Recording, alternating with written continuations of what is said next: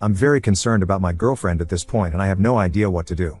For info, PCOS equals polycystic ovary syndrome, a chronic hormonal condition that affects women of reproductive age. It's characterized by hormonal imbalances, irregular periods, and cysts in the ovaries. PCOD equals polycystic ovarian disease, a common endocrine disorder that affects women's reproductive systems, caused by a combination of genetics and hormonal imbalances. Pretty much the title. Back in April-ish, we were having sex 2 to 3 times a day. We live in an apartment together, she's been taking online classes for her master's and I'm working from home since the lockdown started. At some point, she got really busy and tired with a project, so we obviously stopped having sex temporarily. Since it's gotten over though, which was nearly 4 months ago at this point, she's turned me down every time I've tried to initiate or set the mood for sex.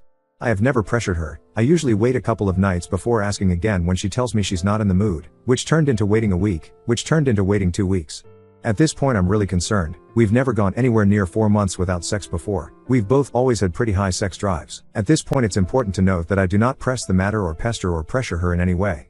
The moment she says she's not in the mood, I back off immediately. I don't think I've fucked up anywhere because she's always quite apologetic when she turns me down. Our relationship is pretty much perfect in every other way too. We cuddle and hug and have game nights and movie nights. It's never felt like we're drifting apart at any point. She hasn't been behaving differently, like she's upset or depressed. We give each other plenty of space too. It's not like we're constantly together. We have our own friend circles and we curl up on our own devices from time to time. I've tried talking to her about it, but she gets really upset and keeps insisting that nothing is wrong. I drop the matter pretty quickly too because I don't want her to feel like I'm pressuring her to have sex. I just want her to let me in and tell me what's wrong. I honestly don't care about the sex, but I know there's something she's not telling me and it's gone on long enough that I'm getting extremely worried about her. Update 1. There were some mixed responses, with some people suggesting I insist on addressing it with her because she's hiding something, with others recommending I give her time to open up on her own. Ultimately I decided to sort of go for a combo of the two. Friday, when we were both done with work, we sat down and had a discussion. I told her that I could give her the space and time she needed till she was ready to talk to me about it, but I couldn't leave it unaddressed. She needed to acknowledge that there at least was something that she didn't feel ready to tell me, and that was fine, but she at least needed to acknowledge its existence, if only so I stopped feeling like I was going crazy. She started sobbing when I was done and then she started explaining everything. Some background that I didn't mention in my previous post because it didn't really seem relevant is that my girlfriend has PCOD. One of the consequences of this is that she finds it very difficult to lose weight and has been insecure about her body for most of her life. About a year ago, completely of her own choice, I have always told her that she's beautiful to me no matter what her weight. She resolved to start losing weight, both for her health and to feel better about her body. She started going to the gym a couple times a week, and I was supportive and also cut out all my own junk food consumption in solidarity. Since the lockdown started and gyms shut, apparently she started slowly gaining some weight back due to stress eating and lack of exercise. I am ashamed to say I did not even notice that she was torturing herself over her weight all this while. She admitted that she stopped having sex because she was terrified I would stop finding her attractive after seeing her naked. I reassured her that I think she's gorgeous and attractive no matter what, and I tell her this every day, but she was afraid that would have changed once I saw the weight she had put on. The rest of the conversation consisted of me reassuring her that she's beautiful and her appreciating but not really believing me. After a bit, she asked me to change the topic, and I reluctantly agreed. We had a fairly quiet dinner. She was a little sad and relieved at the same time at having told me, I think. And I was busy scheming. The next morning before work I told her she looked lovely again and she gave me a wan smile, like she appreciated it but didn't really believe me. But that was okay. I was gonna convince her. I asked her to pick up the groceries that evening because I was gonna have a meeting run late. The moment she left home, I got to work. I dug out some fairy lights and a bunch of candles from storage and started setting them up in the living room. Made a couple of playlists and charged the speaker. Snuck down to the florist and bought a giant bouquet. Some more background, I hate dancing because I suck massively at it, while my girlfriend loves it. She used to go dancing every month or two with her girlfriends before lockdown. I'd join in sometimes because it was worth how happy it made her, but she definitely missed it way more than me. So when she got back, naturally I greeted her with what were probably the most ridiculous dance moves in the history of mankind. I'm not gonna lie, folks. She laughed. She laughed a lot. She took a short video, and we both laughed while watching it later. My movement resembled a 5-year-old practicing kung fu more than it resembled dancing, and I had stuck a rose in my ear for maximum ridiculousness. Totally worth it, though. I have no idea how she ever thought she's ugly. Her smile is just so fucking radiant. We danced like idiots for a while before I switched to the slow dance playlist. It was definitely the happiest I'd seen her in a long time. I've been a bad boyfriend and somehow missed how much she missed everything else. I should have done it months ago. I told her all this. Told her she's the most beautiful woman in my eyes and always will be. And yeah, we had sex. Last night was all about her. She needed to feel special and I had been missing that for too long. I offered to make dance nights a weekly thing afterwards. Kind of as a substitute for the workouts she's been missing, if she wants. She tore up a little. She knows how much I hate dancing. She told me that wasn't necessary. Apparently sex is just as much of a workout as dancing. And we have a lot of missed workouts to catch up on. I'm certainly not complaining. In all seriousness though, I'm gonna dip into my savings a little and order a home treadmill. She can't afford one right now because of college bills, so I'll surprise her with a smile. Thank you to everyone who helped me out with their advice. However, I figured that it's dumb to take the chance, and one surprise was good enough. And if there's anything this whole experience has taught me, it's the importance of communication. So I'm going to bring it up at dinner tonight that I comfortably have enough saved up to purchase a home workout machine. Since I saw cycles/ellipticals being mentioned, we'll figure out which one we want, and that I'd love to buy one for our home for both of us to use. Thank you all so much once again for your advice. To all the people who commented to insist she's cheating on me because I'm a simp, Lamau, thank you for setting the exemplary standard for being macho. Insulting strangers online is so delightfully masculine. The lovely folks who told me to dump her because she's fat get the disappointing but not unexpected shitheads shout out as well. Update 2. I spotted an end-of-year email from Reddit for this account, which reminded me of the existence of this throwaway, and I decided to do a quick Christmas Eve update on my profile page in case anyone was still interested, because a lot has happened in 4 years. We're both doing well. We got engaged about 3 years ago and adopted a cat, but it went a bit downhill from there because of a bunch of different health issues that hit her consecutively. She's largely recovered from the temporary ones, and the permanent ones are a lot more under control now thanks to regular health checkups and medication, but it was a rocky couple of years, not for our relationship, just for us in general. All the medical issues also meant she hasn't worked since, which isn't an issue financially but for other reasons which I'll come to in a moment. She's doing a lot better mentally now as well, at least relative to last year. She still struggles with self-esteem and feeling like a burden to her loved ones, especially me, especially because of the aforementioned lack of work over the last few years. She's a lot more communicative about these things now though instead of bottling them up, so she's not let our relationship suffer for this. And I like to think that even if her self-esteem hasn't gone up, her way of coping with it is a lot healthier now, and that's an important step in the right direction. She's even been looking to get back to work over the last month or so, despite the challenges of low self-esteem, severe imposter syndrome, and having to explain a years-long absence, and I'm really proud of her for not just giving up after the hand she's been dealt health-wise. I'm doing really well. I switched jobs and fields about a year back and I'm making a lot more money now, and I'm enjoying my work a lot more too. I actually started therapy recently as well, because there were some personal discipline issues I wanted to fix, and I ended up discovering a whole host of other issues I had repressed, and bringing them back out into the open and dealing with them has been simultaneously terrifying and liberating. But it's also made me a much better friend and partner, so looks like I'm gonna have to keep braving them for as long as it takes. As for the biggest one, as is probably obvious from the title, we got married 2 months ago. We would have done it a lot earlier if she hadn't had a bunch of health issues pop up unexpectedly, but with her on the mend, we were finally able to plan and organize the thing so everyone we wanted to be there could be there. I honestly sometimes still find it surreal, like WTF I'm a husband?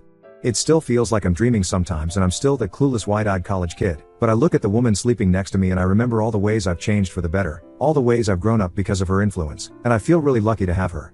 And I know that I, and she, still have a lot more growing up to do, but I'm feeling this overwhelming contentedness within because we get to do all that growing up together. Now on to second story. Ran into my ex-wife at our hometown's drugstore. Now she's begging for closure, but I'm only interested in the details of her downfall. I, 32 male, met Sarah, 30F, in grade school in our small town. She was my first everything, girlfriend, love, and eventually wife. We both went to college together, and after I graduated, we got married when I was 23, and she was 21. Sarah was still finishing her degree, and I worked hard to support both of us while she completed her studies. When she got her first job, I was so proud of her. It felt like all our sacrifices and hard work were paying off, and I thought we were on our way to building a life together. For 2 years, everything seemed fine, or at least, I thought so. Then one day, I came home from work and found her packing a bag. She sat me down and told me she had been having an affair with a coworker. I was completely oblivious. She was crying and apologetic. She said she loved me but she was in love with a coworker and they had this chemistry and a deep connection and that she never felt this level of excitement and attachment with me. At the same time, she seemed to be really apologetic and acted very guilty. She moved in with the coworker that night. Sarah made the divorce as quick and easy as possible. She didn't contest anything and took almost nothing. In the state we lived in, you can get a divorce in 10 days if there aren't any children involved. We filed the papers ourselves, no lawyer, couldn't afford one. After it was final, she asked if we could be friends, and I'm ashamed to say that I just broke down and sobbed like a baby in front of her, said nothing, and left. At that point, she was 23, and I was 25. A couple of years later, in early 2020, while riding out COVID in my hometown, my mom casually mentioned that Sarah had married the guy she left me for. Apparently, Sarah's parents and mine had talked about it since they're longtime friends, and Sarah's parents were hesitant about the marriage but supported her. Hearing that stung. I had done everything I could to move on, but knowing she had married her affair partner felt like reopening the wound. I told my mom, as kindly as I could, that I didn't want to hear about Sarah anymore. She understood and never brought her up again. I was broken and depressed at first, but I went to see a therapist and got on some meds. I got some certifications and, through a friend from college, I got an interview with a global consulting company. My friend was married and couldn't do the amount of travel that the job required, so he pushed hard for me for the position. I started traveling around the world and pretty much worked all the time at first. On any given day, I was either in the gym, working, or having a virtual therapy session at 3 a.m. I was a dull boy. I got into incredible shape, thanks to lifting and running. Eventually, I got a long-term project in Romania and was able to meet and have relationships with women. Fast forward a few years. Recently, I had a few weeks of vacation saved up, and I wanted to spend Christmas in Reykjavik, Iceland. I went to my parents' place in my hometown for Thanksgiving with my sister and brother. Last Thursday, I was at the local independent drugstore in what passes for downtown in my hometown. It has a lunch counter like an old-fashioned drugstore. I got a cup of coffee and sat down at the counter drinking it when Sarah sat down beside me and said hello. She was super nervous and red in the face. I was shocked and just sat there looking at her. I was exploding inside, but I kept my cool outwardly. She was still beautiful. She was actually very fit herself and had lost her baby face and became maybe even more beautiful. She started off by apologizing for the way she ended our marriage. I told her she already apologized like 100 times when she dumped me, but she insisted that she was young and stupid, and over time she realized how much she had hurt me. She wanted to meet me later in a less crowded spot with fewer spies. Small town, remember? I shook my head no and told her frankly that I didn't see what I could possibly get out of meeting with her again. That kind of took the wind out of her sails, and she kind of deflated. She admitted that it was probably more for her than for me. She said that I'd get closure not only for how she ended things but for the kind of person she was back then. She wanted to tell me about how she'd changed and what she'd learned about herself and what real love is. She wanted me to see that the person she became is someone that I could respect and maybe be friends with again. I wanted to get the hell out of there, so I just told her I'd think about it. She gave me her number, and I went home. Apparently, my mother and sister had already heard about it from Sarah's mom.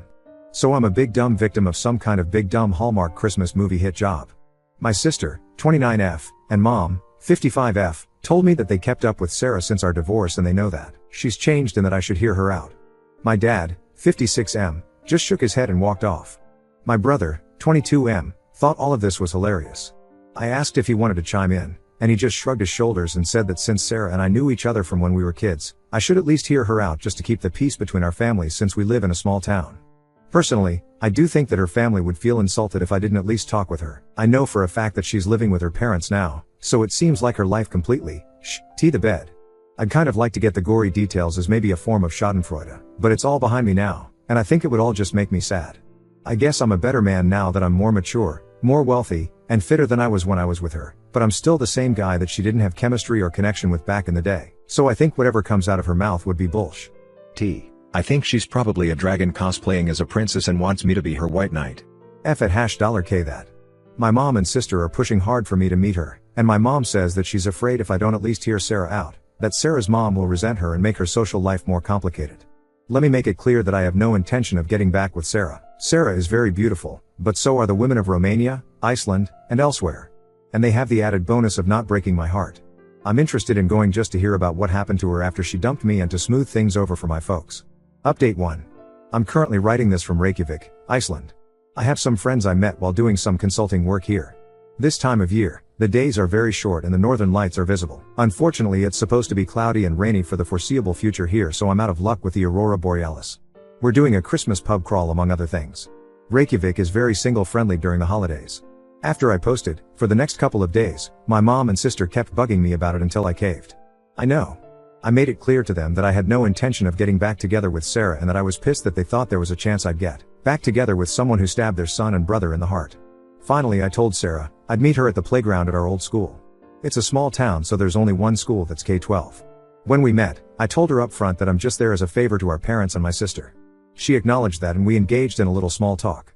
She told me that she had started following me on social media. I've since made it friends and family only, and she saw how I'd been all over the world and even commented on the girlfriend I had in Romania.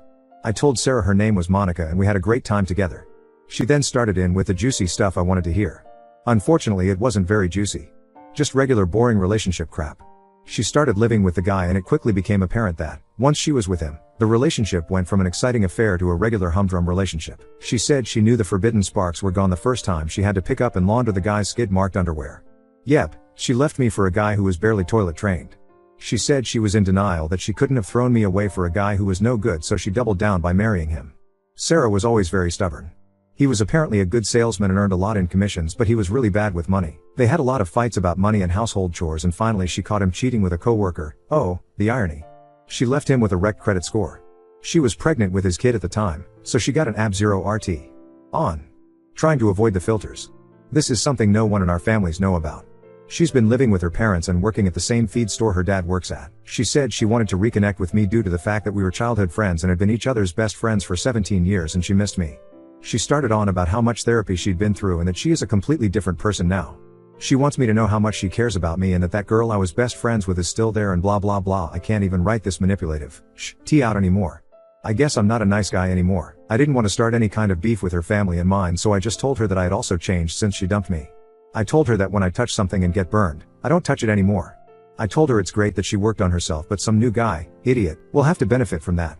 When I look at her, all I see is her crying, telling me she's leaving me holding a proverbial knife with my blood all over it. In my mind, she's a person who says, honey, I love you, but I also love stabbing. No, thank you, ma'am. I told her that if we got together, the resentment would make me treat her like crap all the time, and she didn't want or deserve that. I told her good luck in her future endeavors and I hope she keeps up with her changes, and that I had to leave to go to Iceland for Christmas. Yes, I was bragging. She was tearing up and trying not to let me see her cry, and I pretended not to notice. Dad was disappointed I caved to mom and sister. He made it like I failed the test of manhood. I told my mom and sister not to expect any wedding bells or grandchildren/nephews anytime soon. My brother called me a simp, and so I had to wrestle him. He got me in a headlock. The guy's getting too big and I held back too much.